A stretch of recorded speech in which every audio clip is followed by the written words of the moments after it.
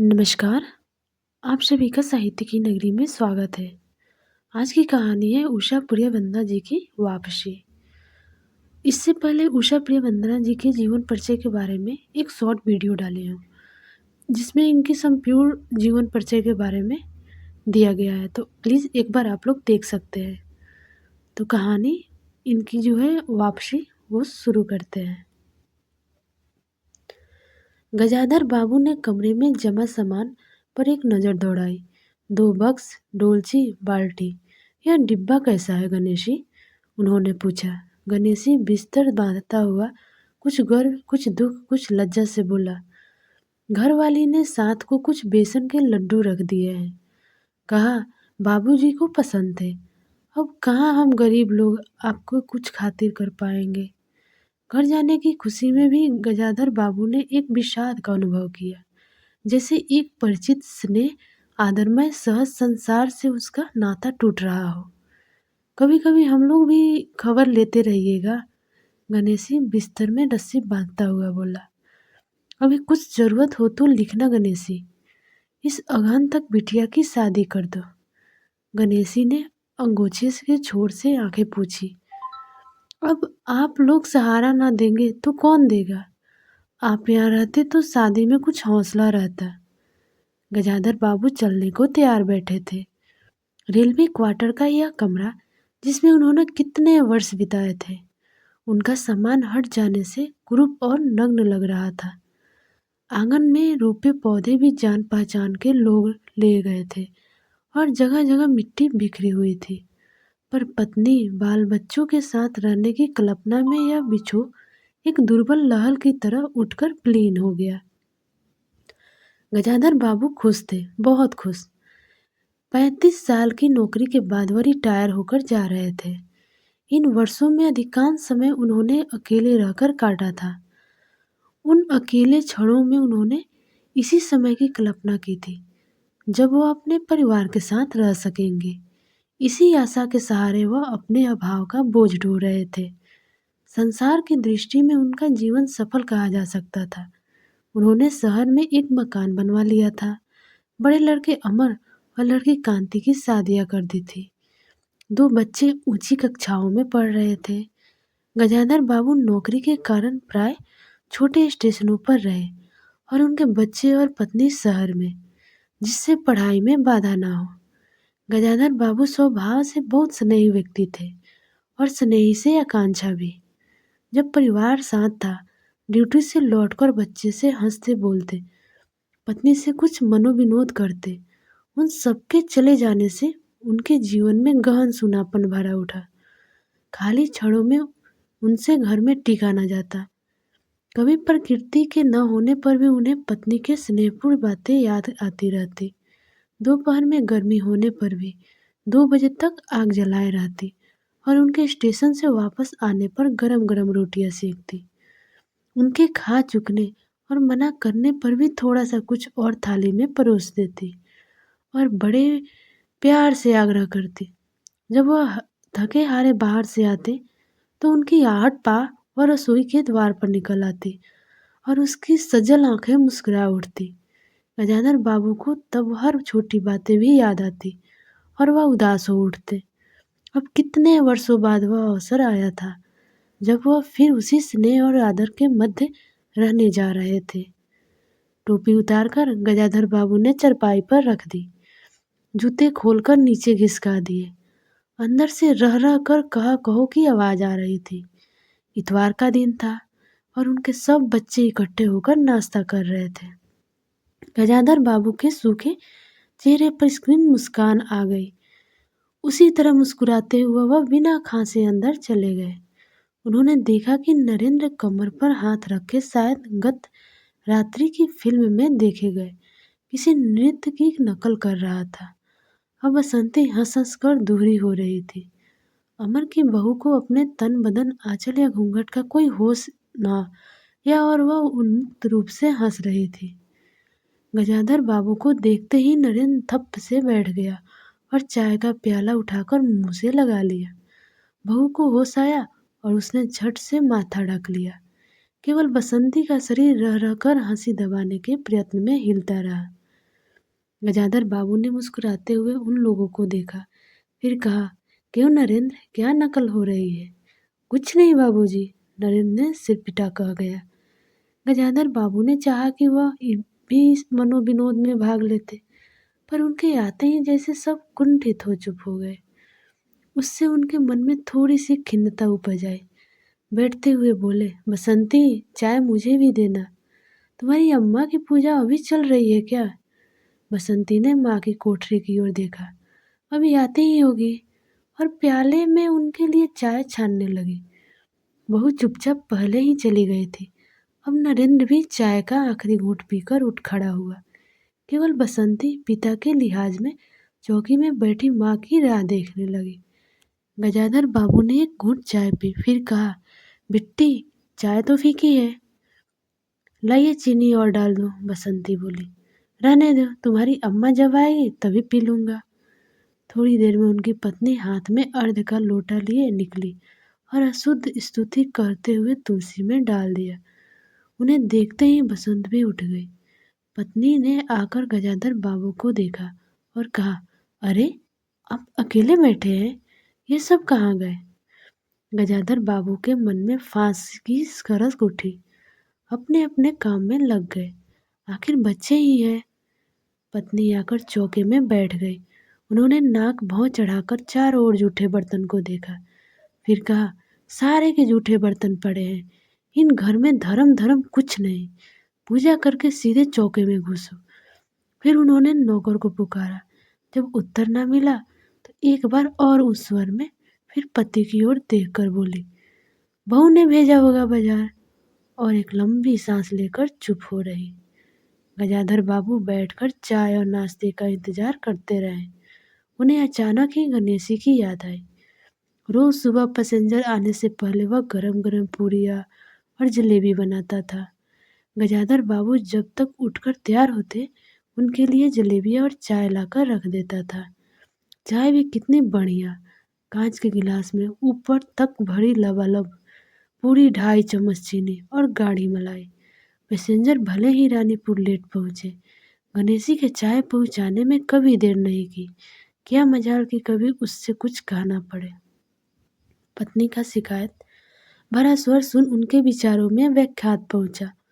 वह कह रही थी, सारा दिन इसी खिचखिच में निकल जाता है। इस गृहस्थी का धंधा पीटते पीटते उम्र बीत गई, कोई जरा हाथ भी नहीं बटाता। बहू क्या किया करती है? गजाधर बाबू ने पूछा। पड़ी रहती है, बसंती को तो फिर कहो कॉलेज जाना होता है। गजाधर बाबू ने प्यार से समझाया। तुम सुबह पढ़ लिया करो, तुम्हारी माँ बुढ़ी हुई, उनके शरीर में अब वह शक्ति नहीं बची है। तुम हो, तुम्हारी भाभी है, दोनों मिलकर काम में हाथ बटाना चाहिए। बसंती चुप रह गई। उसके जाने के बाद उसकी माँ ने धीरे से कहा, पढ़ने का तो बहाना है, कभी जी ही नहीं लगता। लगे कैसे? शीला से ही फुर्सत नहीं, बड़े बड़े लड़के हैं, उनके घर में हर वक्त वहाँ घुसा रहना मुझे नहीं सुहाता। मना करूँ तो सुनती नहीं। नाश्ता कर गजाधर बाबू बैठक में चले गए। घर छोटा था और ऐसी व्यवस्था हो चुकी थी कि उसमें गजाधर बाबू के रहने के लिए कोई स्थान न बचा था। जैसे किसी मेहमान के लिए कुछ अस्थायी प्रबंध कर दिया जाता है, उसी प्रकार बैठक में कुर्सियों को दीवार से सटाकर बीच में गजाधर बाबू के लिए पतली सी चारपाई डाल दी गई थी। गजाधर बाबू उस कमरे में पड़े पड़े कभी कभी अनायासी इस अस्थायित्व का अनुभव करने लगे। उन्हें याद तो आती उन रेलगाड़ियों की जो आती और थोड़ी दूर रुककर किसी और लक्ष्य की ओर चली जाती। घर छोटा होने के कारण बैठक में ही अब अपना प्रबंध किया था। उनकी पत्नी के पास अंदर एक छोटा कमरा अवश्य था, पर वह एक ओर के मर्तबान दाल चावल के कनस्तर और घी के डिब्बों से घिरा था। दूसरी ओर पुरानी रजाइयाँ दरियों में लिपटी और रस्सी में बंधी रखी थी। उसके पास एक बड़े से टीन के बक्स में घर भर के गर्म कपड़े थे। बीच में एक अलगनी बंधी हुई थी, जिस पर प्रायः बसंती के कपड़े लापरवाही से पड़े रहते थे। वो भरसक उस कमरे में नहीं जाते थे। घर का दूसरा कमरा अमर और उसकी बहू के पास था। तीसरा कमरा जो सामने की ओर था, बैठक था। गजाधर बाबू के आने से पहले उसमें अमर के ससुराल से आया बेत की 3 कुर्सियों का सेट पड़ा था।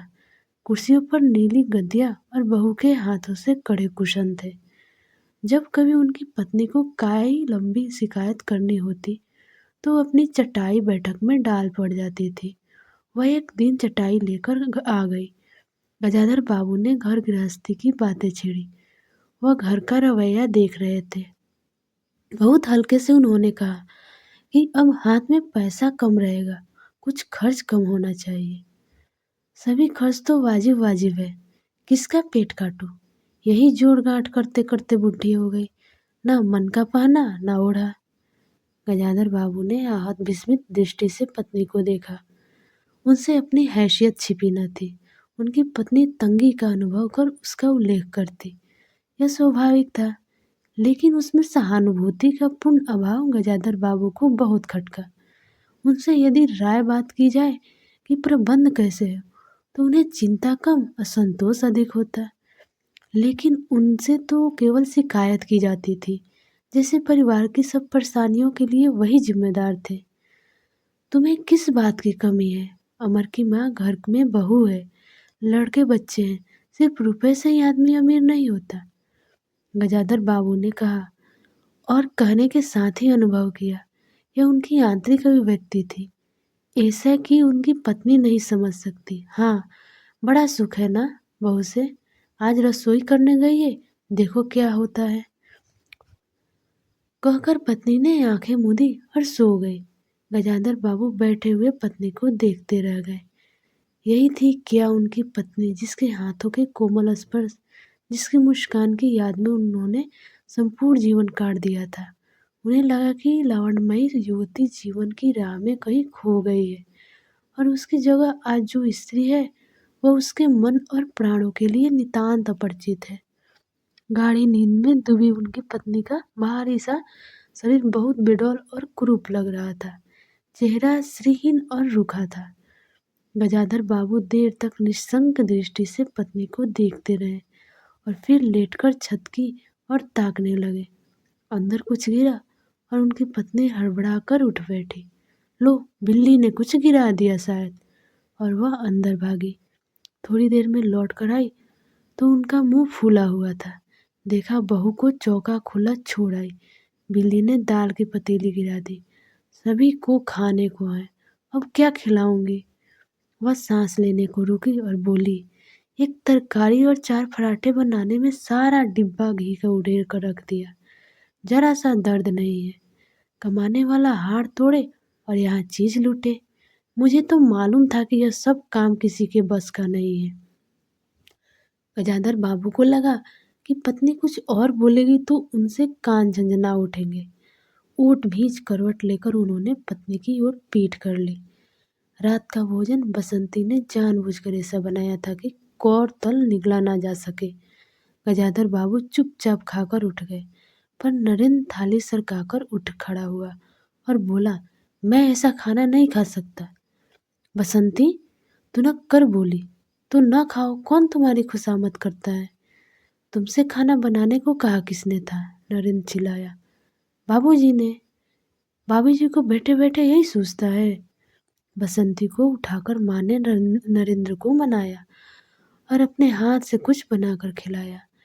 गजाधर बाबू ने बाद में पत्नी से कहा, इतनी बड़ी लड़की हो गई और उसे खाना बनाने तक शौर नहीं आया। अरे, आता तो सब कुछ है, करना नहीं चाहती, पत्नी ने उत्तर दिया। अगली शाम माँ को रसोई में देख कपड़े बदलकर बसंती बाहर आई तो बैठक में गजाधर बाबू ने टोक दिया, कहाँ जा रही हो? पड़ोस में शीला के घर। बसंती ने कहा, कोई ज़रूरत नहीं है, अंदर जाकर पढ़ो। गजाधर बाबू ने कड़े स्वर में कहा। कुछ देर अनिश्चित खड़े रहकर बसंती अंदर चली गई। गजाधर बाबू शाम को रोज टहलने चले जाते थे। लौट कर आए तो पत्नी ने कहा, क्या कह दिया बसंती से? शाम से मुंह लपेटे पड़ी है, खाना भी नहीं खाया। गजाधर बाबू खिन्न हो आए। पत्नी की बात का उन्होंने कुछ उत्तर नहीं दिया। उन्होंने मन में निश्चय कर लिया कि बसंती की शादी जल्दी ही कर देनी है। उस दिन के बाद बसंती पिता से बची-बची रहने लगी। जाना होता तो पिछवाड़े से जाती। गजाधर बाबू ने दो एक बार पत्नी से पूछा तो उत्तर मिला, रूठी हुई है। गजाधर बाबू को रोष हुआ। लड़की के इतने मिजाज, जाने को रोक दिया तो पिता से बोलेगी नहीं। फिर उनकी पत्नी ने ही सूचना दी कि अमर अलग रहने की सोच रहा है। क्यों? गजाधर बाबू ने चकित होकर पूछा। पत्नी ने साफ साफ उत्तर नहीं दिया। अमर और उसकी बहू की शिकायतें बहुत थी। उनका कहना था कि गजाधर बाबू हमेशा बैठक में ही पड़े रहते हैं।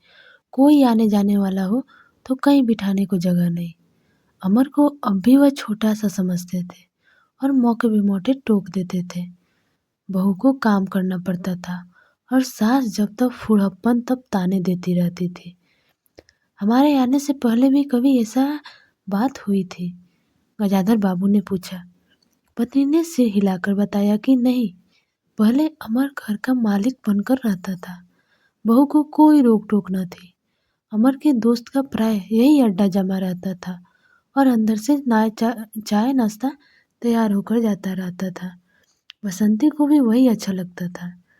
गजाधर बाबू ने बहुत धीरे से कहा, अमर से कहो जल्दीबाजी की कोई ज़रूरत नहीं है। अगले दिन वह सुबह घूमकर लौटे तो उन्होंने पाया कि बैठक में उनकी चारपाई नहीं है।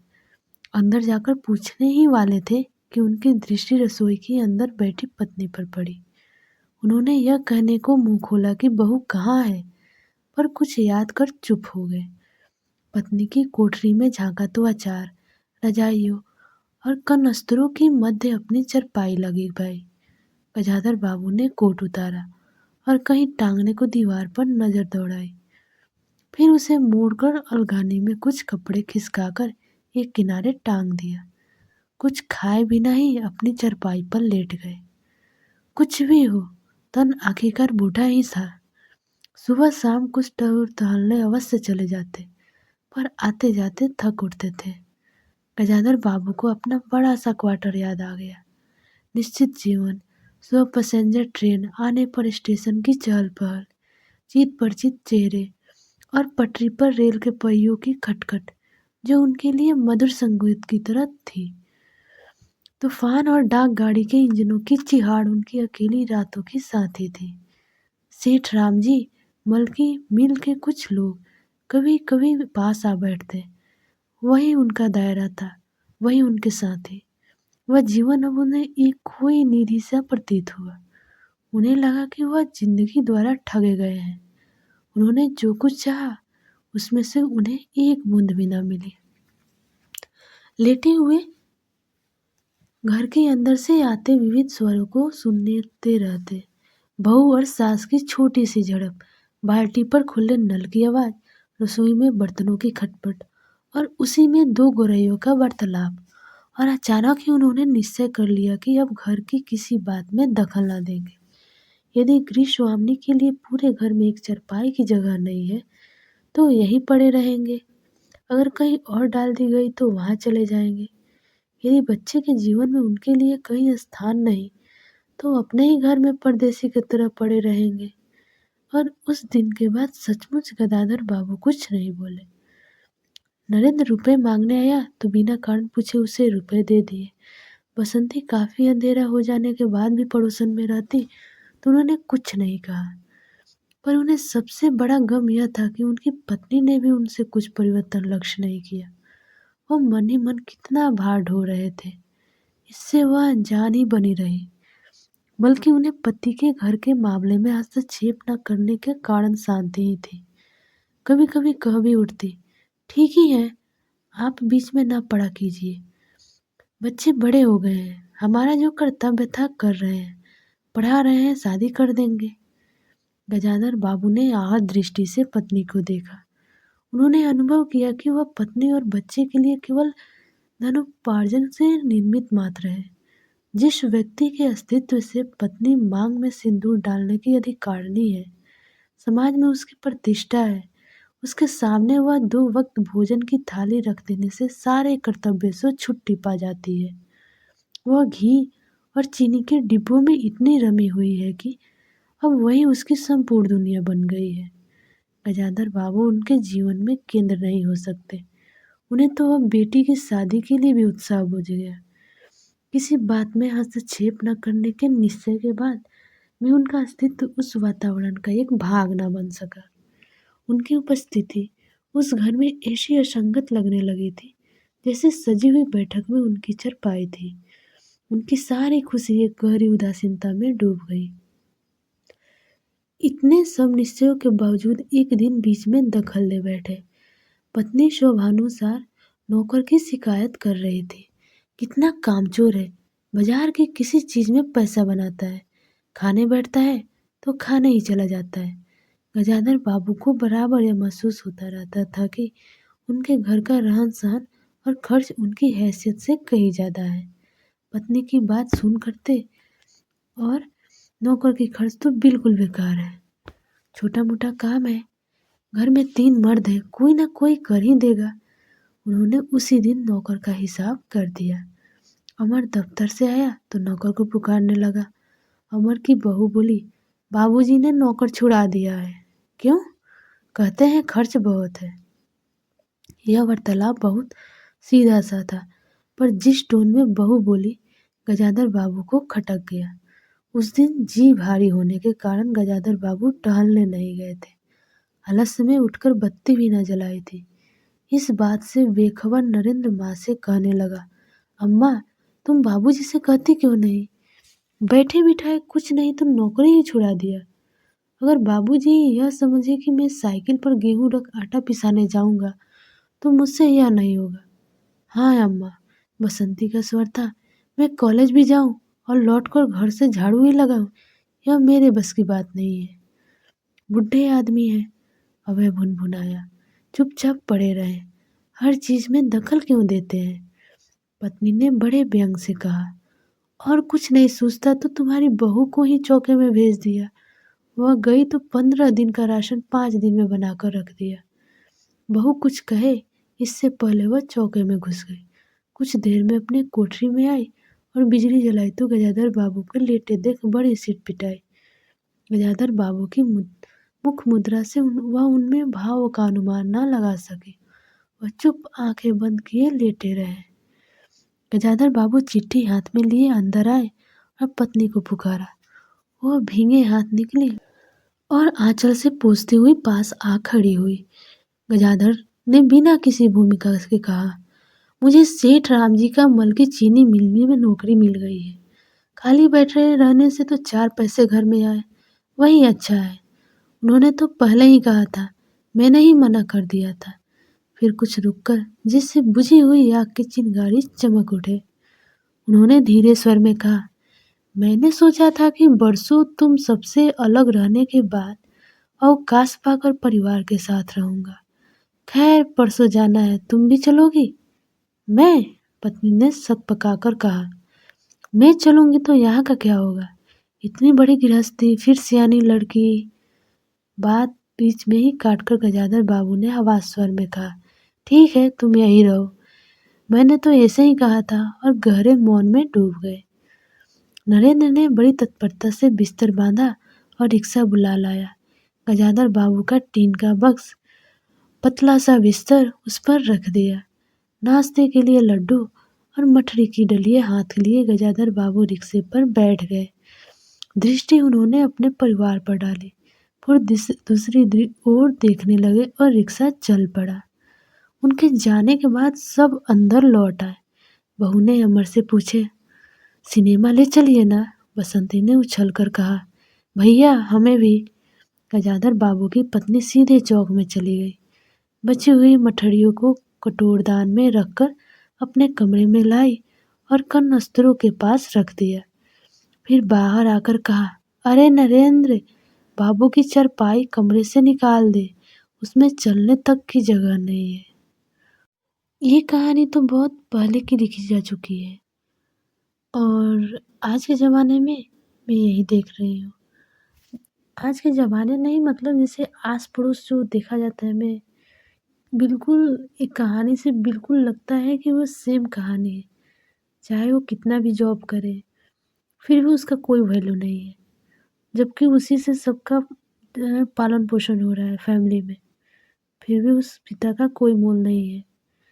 ये मतलब ऐसे नहीं बोल रही हूँ, जैसे मेरे आस-पड़ोस में मैं बहुत से ऐसे लोग हैं, जिन्हें देखती हूँ कि जो पिता अपने मतलब एक-एक समय की बिना पहचाने, बिना क्या बोला जाता है, जैसे कि होता है ना कि कितना दुःख झेले हैं, कितना कष्ट सहे हैं और फिर अपने बच्चों के लिए जी-जान लगाकर घर बनवाए, उनको अच्छी शिक्षा दी, उसके बाद उनकी हर ज़रूरतों का ख़्याल रखा, फिर भी उनका कोई मोल नहीं दिखता है।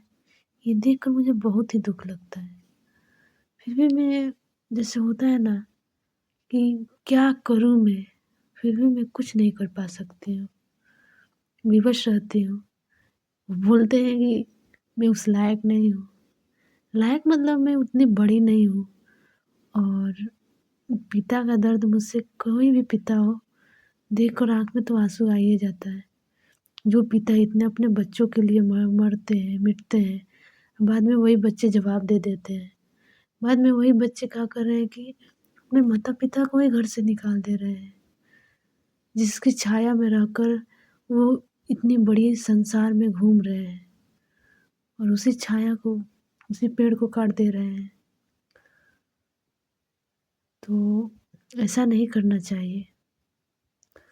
धन्यवाद। आप सभी को कहानी पसंद आए तो लाइक और सब्सक्राइब ज़रूर करें।